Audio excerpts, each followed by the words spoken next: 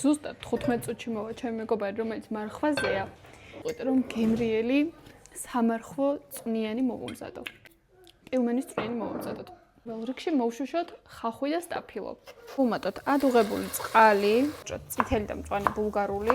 გამოვიყენებთ მარშეს სამარხვო კარტოფილის პელმენს. როდესაც ნახევარფაბრიკატებს ყიდულობ, ყოველთვის ვაქცევ შიგ-თავს და შეფუთვას ყურადღებას. შეფუთვა არ უნდა იყოს დაზიანებული, შიგ-თავში კი არ უნდა იყოს ბევრი კრისტალი. იმისთვის რომ პელმენი არ ჩაიხარშოს, არ გაიხსნას და არ გადაიშალოს მარტივმა მრავლებლად, აუცილებელია კარგად ადუღებულ წყალში ჩავყაროთ დაახლოებით 14 + -2 წუთი. პელმენს ვყრით მარილიან ადუღებულ წყალში. დავუმატოთ დაჭყლეტილი ნიორი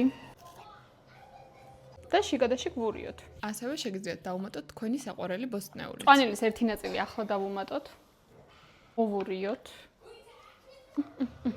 როგორც ხედავთ, ჩემ შემთხვევაში არც ერთი პილმენი არ დაზიანებულა, იმიტომ რომ მოვხარშე სწორად და ყველა წესის დაცვა. ხარშე ზუსტად 14 წუთი. განსაკუთრებით უხდება ლიმონი. მარხვაზე არ ხართ? არაჟანი. აი რა ვქნა, წვნიანი თუ არ არის, ასე მგონია რომ სახის საჭმელი არ გვაქვს.